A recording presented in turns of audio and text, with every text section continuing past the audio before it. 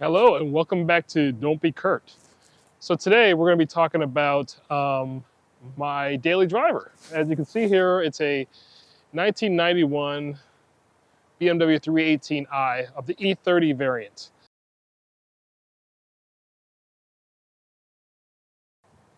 In the past videos, we've talked about my different projects and between the Mini Cooper, the BMW 640, and the prize Audi. And I figured today, while I wait for parts to come in for the 640 and other things to arrive, we talk about what it is I actually drive on a day-to-day basis. It had been the Audi for a little while, and that's only because I won it as a prize and I'm driving it mostly out of curiosity. But prior to that, starting in 2019, I went out and purchased this car. Now, it wasn't a purposeful purchase. This was maybe, again, like I said in my last video, this was an opportunistic thing. So my buddy Greg from Bimmers R Us had this as a trade-in at his shop, and it'd been sitting next to his shop for quite a while, and he had brought it to my attention as a potential car he thought I might be interested in. And those who know me know I won't pass up something interesting, and especially when it's interesting and inexpensive. So back in 2019, June, I think it was, and when I went and purchased this. So prior to buying this car, I had driven a 2008 Mercedes C350. Comfortable car, perfect car almost. I mean, I'm telling you, the car was great. I mean, you drive places and it was comforting. The air conditioning worked. It was a 7-speed automatic. It was just point and shoot type of car. And I've always been one that likes things that are a little risky, maybe a little problematic, and I thought by purchasing this car, I might have a car that would provide me with countless moments of anxiety and breaking downness. Nope, didn't receive any of that with this car. So I'm going to talk about this car a little bit in this video, show you around, and as another famous YouTuber, or I guess he's bigger than that, Doug Muro say, I'll show you all the quirks and features of this 1991 BMW 318i. And tell you why I like it, why it's my go-to daily driver, and we'll go from there. So come along for a quick tour of the 318. So welcome to the inside of a BMW E30. And this is going to be the same between a 318 and 325. There aren't any differences that I know of on the interior, so let me know in the comments if I'm wrong, but this is it. It's your analog car. Standard dash cluster, which up until the maybe about 3 years ago when BMW switched over to their new digital cluster, pretty much this was the form factor. Gas, temp, tach, speedometer. I think the E90 3 Series is when they finally got rid of the temperature gauge, but they brought that back because really that's kind of some important information to have. One of my favorites, though, on this particular generation is the climate control. It's probably been mentioned by other folks who've reviewed these type of cars. I love it because it's just so, I guess, nonsensical in a way if you didn't know what you were looking at. But it makes perfect sense. You have controls for your defroster or your top, your middle vents, which are here for these, and this for the floor vents. Temperature control, fan speed, AC, recircle, and as other people mentioned, there's a highly daily chart which will tell you how to defrost your glass. I love it. It's pretty cool. This would be your infotainment and more optioned out E30s. This would give you like miles per gallon average over your lifetime and some other stuff. This car had a basic clock, and as you can see, the LCD is busted, and I haven't changed it out because why? The previous owner of this car, I did install a aftermarket head unit.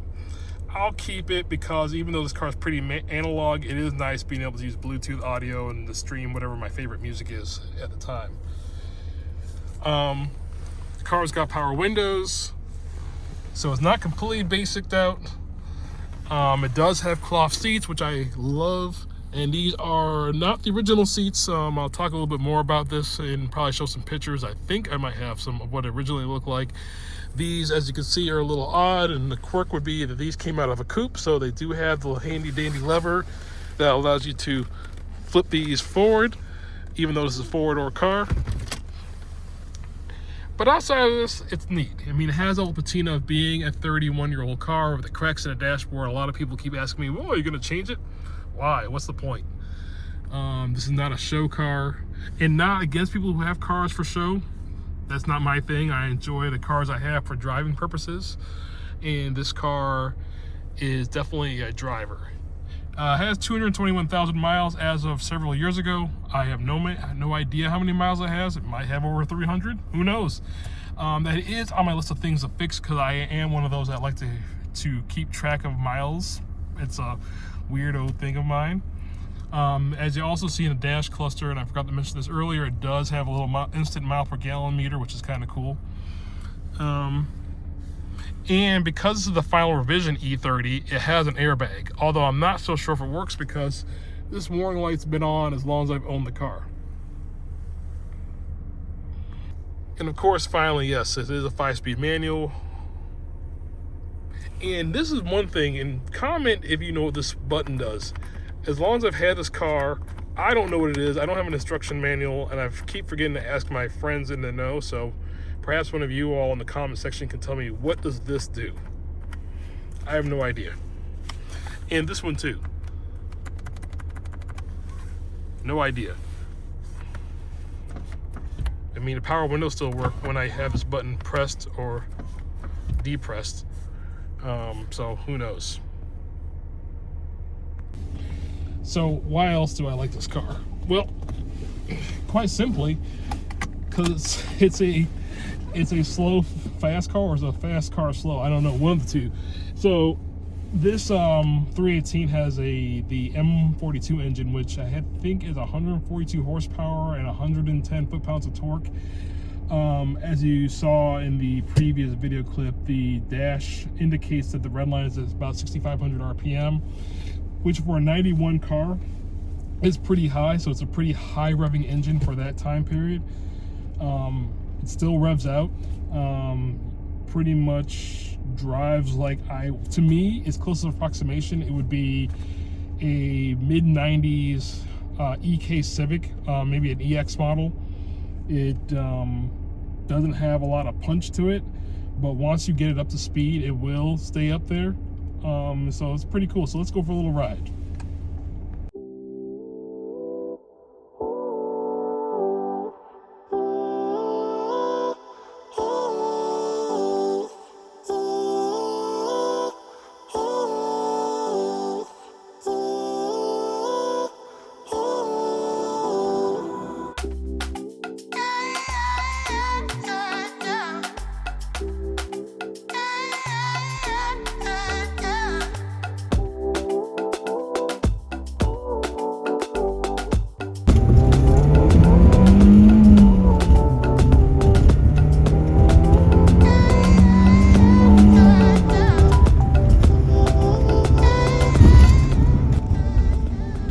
So going back to when I bought the car, so back in 2019, the car had its original Steelies on there.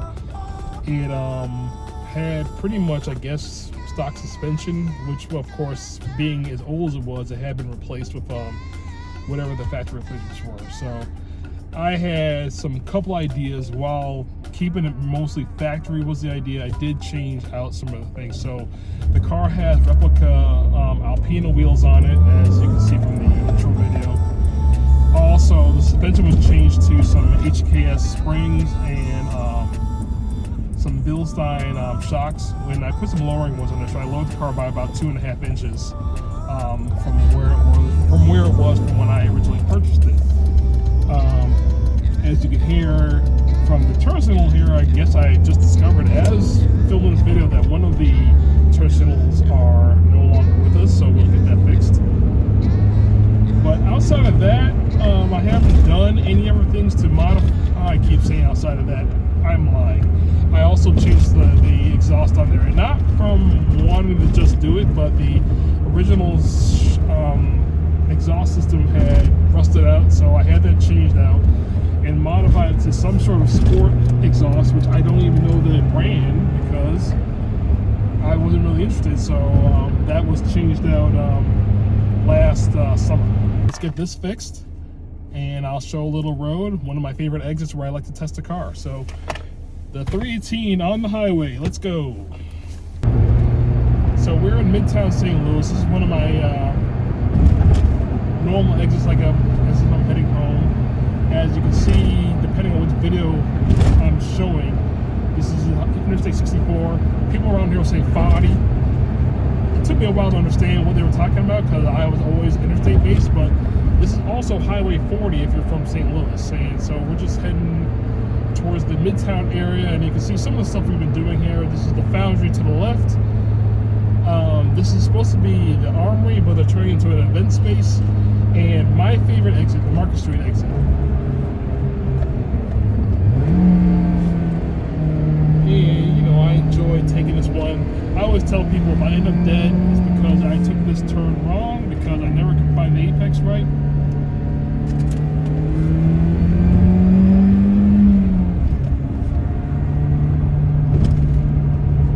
I enjoy it.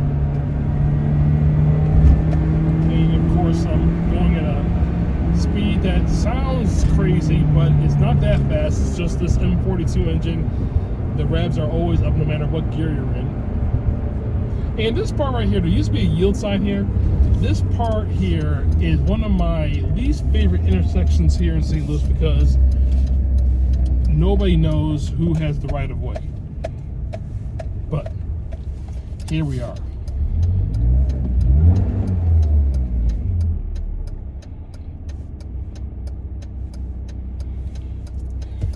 And we'll wait to turn. And I suspect the GoPro is still up there. I never trust it. I have it up here on this suction cup mount. People do it all the time. I just have little faith in technology, even though I'm a technologist in my day-to-day life. So here we go.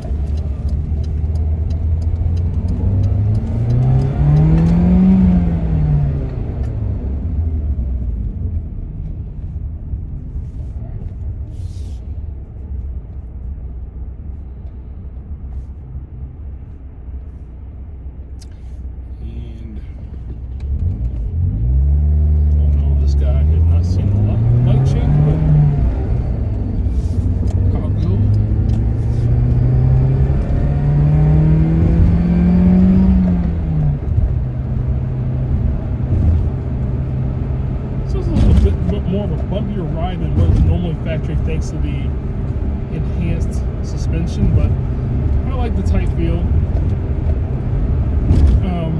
Maybe I'll still get a different sway bar. I'm told if I get the sway bar from a 325, just naturally because that engine is heavier, that it'll stiffen up a 318. Might be one thing I'll consider as a cheap upgrade. But like, again, this is not a project car, just little things I would do just to enhance it a little bit. I like the car as it is. It's fun. I mean, daily driving a 30-plus-year-old car has its quirks, its ups and downs, but for the most part, I enjoy this car. It's not one that I hesitate to jump in. My family, maybe not so much, because it does have one major thing that I have not fixed, is the air conditioner doesn't work. So it is equipped with a air conditioner. However, I do think because of its age that it does not have any Freon. I've not tested to see if the compressor engages.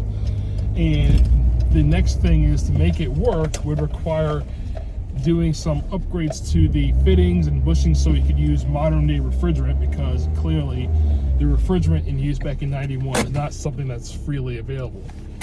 So maybe that'll be a future episode of making the air conditioner work in this car again.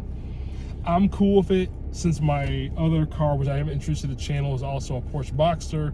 With the top down, it's hot all the time anyway, so I'm used to not really having air in the cars that I drive. Now, the prize Audi does have working air conditioning, so that works, and my big bus, the GLS, which we use for traveling, also has air conditioning.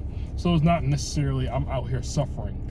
And suffering while driving German cars might be something that's normal, depending on your interpretation of suffering. I'm used to it. Anyways, we're at Napa, so let's go inside and get the bulb and see if we can fix this side marker. All right, to the electrical aisle. Lots of bulbs. Lots of bulbs. All right, how are you? I'm not sure if this is what we need, but this looks like it. So perhaps we'll go with it. Now let's go check out one. All right, so we got a new bulb for the side marker indicator, which was the unexpected project for today. So let's see if we got it right. Okay, another reason why I enjoy this car, it's just got a classic shape. You gotta love the 318 look. I mean, it's just your quintessential BMW. Alright, so it's back in there. Got all the functioning lights. Can't be mad at that. So, a day where we weren't talking about doing any projects on this car, and I just wanted to talk about it, we got a little something done.